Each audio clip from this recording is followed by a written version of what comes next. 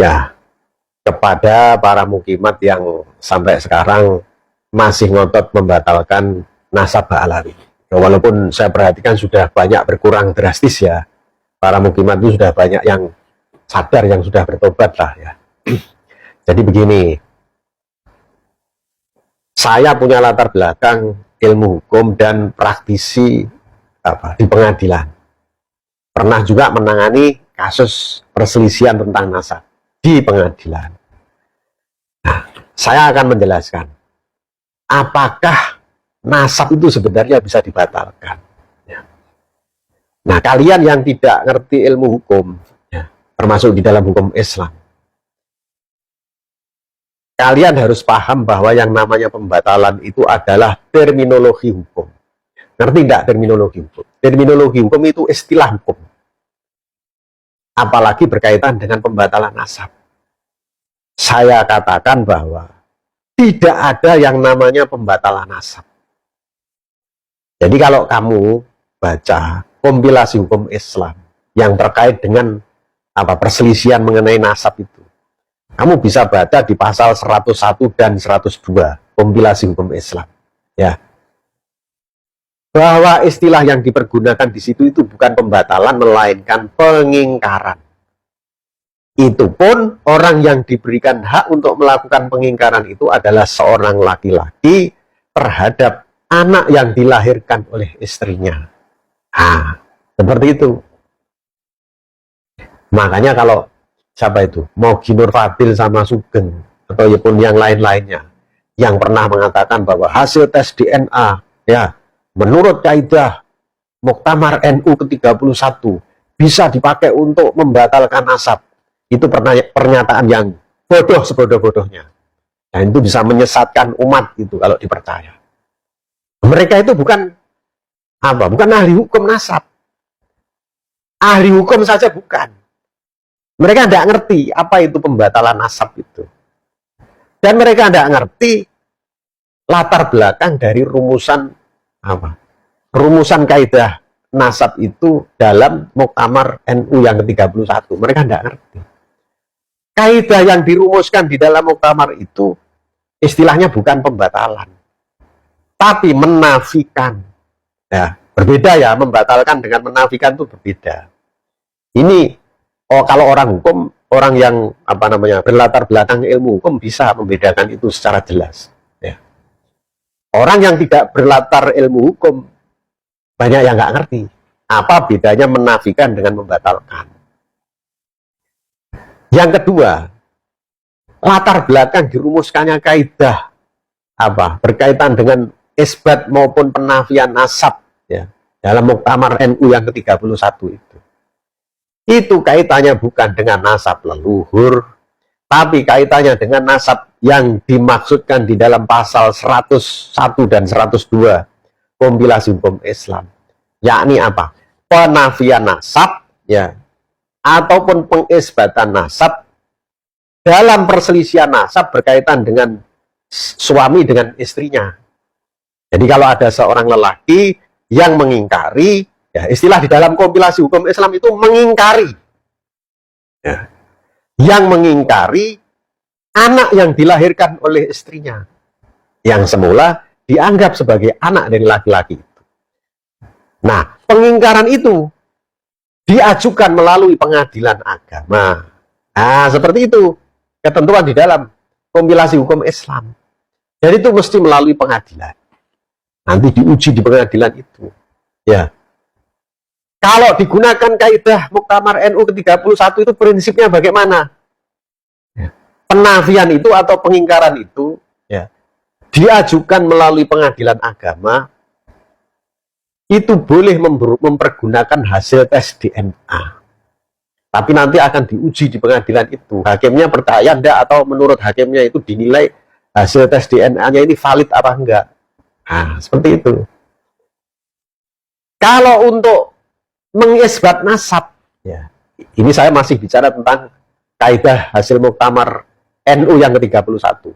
Kalau untuk mengisbat nasab menggunakan hasil tes DNA-nya itu, ada beberapa syarat yang ditentukan. Nah, kenapa kok ada istilah isbat nasab? Karena di situ ada perselisihan. Nah, gitu loh. Kalau nggak ada perselisihan, ya nggak perlu isbat nasab. Yang menyelisihi siapa? Yang menyelisihi adalah orang yang mempunyai kedudukan hukum. Seperti misalnya kalau suami istri itu, kemudian anak yang dikandung oleh istrinya, maka si suami kan punya kepentingan hukum. Apakah mau mengingkari anak yang dilahirkan oleh istrinya?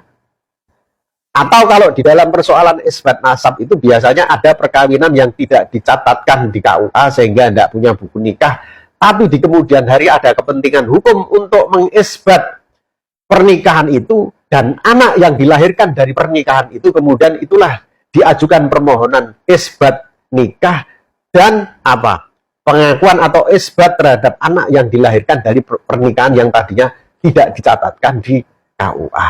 Nah, seperti itu. Ya. Atau misalnya ada anak yang dulunya tidak diketahui itu adalah anak dari suami istri A dan B misalnya. Karena anak itu mungkin sejak kecil apakah itu dicuri, maling atau apa. Di kemudian hari baru ditemukan, lalu kemudian dilakukan isbat gitu. Nah, itu bisa terjadi seperti itu. Nah, makanya kalau ada yang mengatakan bahwa kenapa harus dibatalkan nasabah alawi? Wong isbatnya aja nggak pernah. Ibaratnya, kenapa harus ada perceraian? Wong perkawinannya, pernikahannya aja belum dilakukan. Itu orang bodoh. Menggunakan analogi seperti itu bodoh. Kenapa? Karena nasab itu tidak perlu diisbat kalau tidak ada kepentingan atau perselisihan hukum. Ya. Sekarang saya tanya, kamu hubunganmu dengan bapakmu diisbat nggak? Kamu hubunganmu dengan kakek nenekmu, dengan kakek buyutmu, dengan leluhurmu, diisbat apa enggak? Enggak ada itu isbat nasab kalau tidak ada kepentingan dan kalau enggak ada perselisihan hukum. Jadi begitu. Lah kalau kamu yang menyelisihi nasabah alawi, kamu harus membuktikan bahwa dirimu itu punya kepentingan hukum. Ya. Kamu bisa enggak membuktikan kamu punya kepentingan hukum? Untuk membuktikan itu kamu harus mengajukan di pengadilan, bukan cuma ngomong keluar-keluar begini. Sesuai tes DNA begini. Nah, itu namanya liar. Apalagi kalau kalian membatalkan nasabah alawi, itu namanya pembatalan liar. Itu kalau di dalam istilah hukum itu namanya eigenrechten. Atau kamu bertindak seolah-olah itu kamu sebagai hakim itu, mengadili sendiri gitu. Emang kamu siapa? Wong kamu bukan hakim, kamu bukan pengadilan. Kok mau mengadili nasabah alawi, membatalkan? Ya itu bodoh. Jadi begitu. Ini ilmu hukum ini saya kasih gratis ini cuma-cuma kepada kalian itu. Apa? Supaya kalian tuh menjadi ngerti, menjadi pinter. Jadi tidak ada yang namanya pembatalan nasab itu ya. Pembatalan itu kan apa? Membatalkan sesuatu yang tadinya ada. Hubungan yang tadinya ada dibatalkan. Kenapa dibatalkan? Karena hubungan itu tadi melanggar hukum. Nah, contohnya misalnya kamu diangkat sebagai pegawai negeri, tapi di kemudian hari diketahui bahwa kamu waktu menyampaikan syarat-syarat sebagai pegawai negeri berkasnya itu kamu memalsu data. Tapi kamu kan pernah menjadi pegawai negeri meskipun begitu. Tapi karena ketahuan waktu rekrutmen kamu melanggar hukum, maka kemudian statusmu sebagai pegawai negeri itu dibatalkan. Tapi kamu pernah menjadi pegawai negeri. Nah, itu pembatalan itu seperti itu. Atau kalau kamu pernah mengadakan perjanjian jual beli misalnya, karena kamu di kemudian hari diketahui bahwa jual belinya itu melanggar hukum, maka kemudian itu diajukan di pengadilan dibatalkan. Tapi hubungan jual belinya itu kan pernah ada. Itu namanya pembatalan itu terhadap sesuatu yang sudah ada. Lah kalau nasab misalnya seseorang memang bukan, misalnya si A bukan anaknya si B dari awal, tapi dibuatkan akta kelahiran seolah-olah si A itu anaknya si B. Kan dari awal dia memang si A bukan anaknya si B. Kalau si A dianggap anaknya si B, kan karena pemalsuan data, tapi secara real dia tidak pernah menjadi anaknya si B. Apanya yang mau dibatalkan? Yang mau dibatalkan ya aktanya saja, kan begitu. Nasab memang nggak ada hubungan nasab. Buat apa dibatalkan memang nggak ada hubungan nasab? Ah, kan gitu. Berbeda tadi yang pegawai negeri. Ya memang dia pernah jadi pegawai negeri, walaupun dengan cara yang keliru.